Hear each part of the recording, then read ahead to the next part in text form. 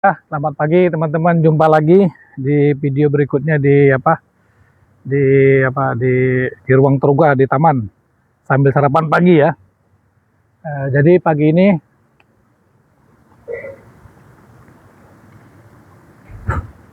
saya mau menjawab pertanyaan dari Mas Budi Sokeh dari Surabaya. Ada di dia bertanya di kolom komentar di FB. Pertanyaannya itu bagaimana tips bisa duduk lama katanya. Dalam duduk berzikir lama-lama itu nggak ada tipsnya.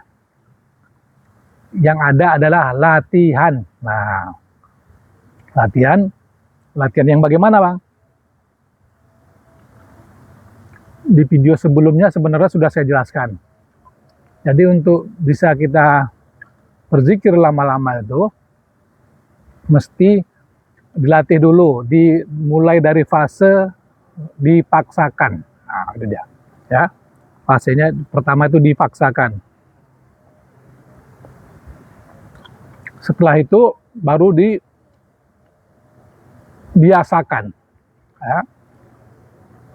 Setelah dibiasakan nanti tumbuh dia menjadi kebutuhan, kan itu dia. Nah, kalau sudah di kebutuhan ini ya sudah mulai sudah mulai aman, sudah mulai dapat gitu loh. Nah, fase dipaksakan sama dibiasakan ini, nah ini setiap individu itu berbeda. Artinya silakan diteliti, di riset masing-masing duduk berzikirnya. Nah, ada satu hal lagi yang paling penting adalah mesti dibimbing. Ah, itu dia. Karena nanti kalau nggak dibimbing sama pembimbingnya lama-lama malas, bahkan menjadi terlampau malas. Nah, kalau udah terlampau malas, bosan, udah nggak mau lagi ngerjakannya, ya. Apalagi kita di hidup zaman sekarang ini, wah luar biasa pengaruh dunia eksternal tuh, pengaruh dunia luar tuh luar biasa, ya kan? Sebentar-sebentar kita sudah diajak orang ngopi, ajak gini, ajak nongkrong, wah, ya. Nah itu seperti yang pernah disampaikan oleh Anda Guru Profesor itu apa? Ketik terajajal, gadang tak bau-bau, mati jadi perangai. Ya, jadi Ayahanda Guru itu pakai bahasa Minang dia ya. Ketik terajo-ajo, gadang tak bau-bau, mati jadi perangai. Nah, itu dia tadi yang pasnya tadi itu. Kecil dia terajar-ajar, diajar-ajar, kan? Nah, besar terbawa-bawa, baru mati menjadi perangai. Jadi sifat. Nah, jadi sifat itu udah menjadi kebutuhan tadi tuh. Zikir itu menjadi kebutuhan. Kalau nggak ngerjakan tuh kayak ada yang kurang rasanya.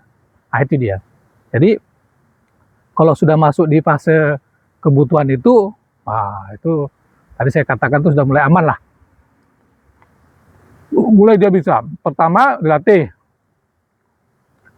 15 menit, 20 menit, 30 menit, 1 jam. Nah, dicek 1 jamnya itu berapa lama tahan. Nah, sifatnya kan fluktuatif tuh, dinamis dia. Nah, karena beban jiwanya kita kan banyak nih. Nah, jadi fluktuatif dia. Hari ini mungkin seminggu ini bisa 1 jam, itu turun lagi, naikkan lagi. Begitu terus, latih terus. Nggak bisa. Nah, maka penting wirid tawajuh itu apa? Di sini dipompa. Dipompa sama guru tuh, sama pembawa tawajuhnya itu harus pompa. Dipompa, disemangati. Kalau enggak loyo, pasti. Dan itu faktanya. Ya, harus dilatih itu. Nggak bisa, harus dibimbing. Bukan hanya dilatih, dibimbing, dilatih. Maka disuruh sabar, merabit, sabar, merabit. Merabit ini dalam arti kan dibimbing terus sama si gurunya. Ya, nah itu dia. Jadi lebih tepatnya bukan tips ya, tapi metode pelatihannya. Itu dia. Itu yang tepat itu. Jadi untuk Mas Budi Sokeh, ini juga bukan hanya untuk Mas Budi Sokeh, juga mewakili yang lain. Hanya saja mereka tidak mau bertanya kan. Padahal. Kalau dicek dia jujur pada dirinya sendiri, wah, dia kira mungkin masih ya tadi itu masih di level apa? Jangan-jangan belum dipaksakan, masih di level ala kadar, masih di level ya sudah. Yang penting aku udah masuk tarikat, udah punya guru katanya, udah nggak mau lagi sungguh-sungguh. Padahal ini setelah mendapatkan setelah dimasuk tarikat itu Harus berjihad kan tuh dia kan. Dan berjihad baru nanti beruntung menang. Itu lama menangnya itu. Dan ini fase-fase yang tadi saya sampaikan di awal itu apa ya? Jangan berhenti. Nah, maksudnya itu, nah itu tadi krusialnya punya guru pembimbing tuh. Harus ada yang mengingatkan. Kalau enggak pasti gol, pasti loyo. Kenapa? Karena kita ya ceklah pada diri masing-masing. Mengerjakan pagi petang itu loh, lo nggak, waduh, itu kalau nggak ada yang bimbing itu, nggak ada yang ingatkan, wah kita kalah sama nafsu kita. Kalau luar biasa itu. Jadi itu ya, itu Mas Budi Soke, dilatih itu mulai tadi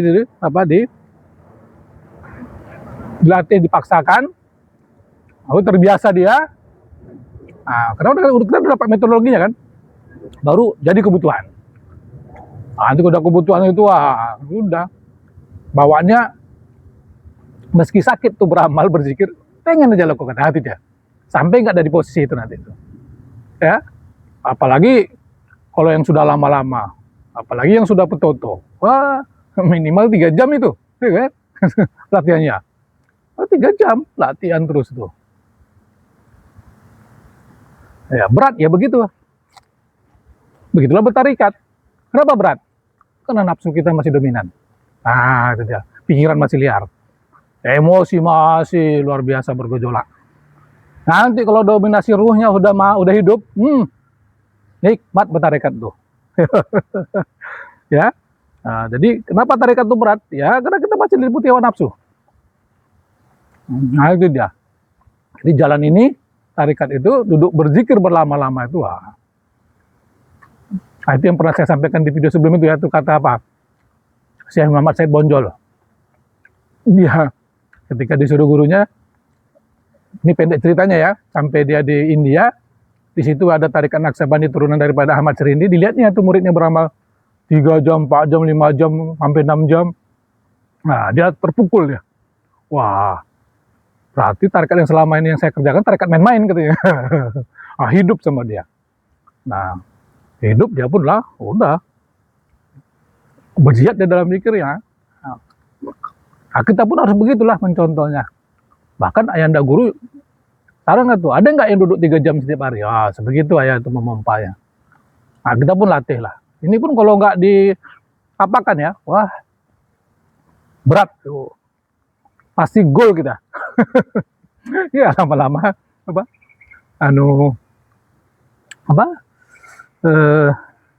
malas pertama-tama pelan kan, nanti bosan, udah nggak mau ngerjakan lagi, akhirnya tarikat jadi label dan identitas, jadi merek aja. Nah, jadi itu ya apanya, menjawab pertanyaan tadi dari Mas Budi Sokeh yang ada di Surabaya. Mudah-mudahan ini menjawab ya. Jadi kadang kita tuh pengen shortcut gitu, pengen cepat kan. Nggak ada. Bertarikat tuh mesti. Ya, itulah gunanya pembimbing situ, membimbing terus tuh. Kalau nggak loyo kita habis. Siapa yang membimbing Mas Budi Sokeh ya tanya, siapa gurunya ya tanya ke gurunya. Tak bimbingan. Begitulah bertarikat. Dibiarkan sendiri ya karam. Karam itu. Karam dalam arti itu dia sudah tidak mau lagi ngerjakan. Kenapa? Karena zikir belum menjadi darah daging dia, belum menjadi diri kan gitu kan. Nah, itu kan perlu fase-fase dibimbing ketat gitu loh, disiplin. Kalau nggak ada, nanti kalau sudah jadi dia, nah sudah dia jalan sendiri itu. Udah hidup udah di fase tadi kebutuhan hidup itu. Apalagi zikir nggak merasakan keterhubungan di alam ruh itu, walah.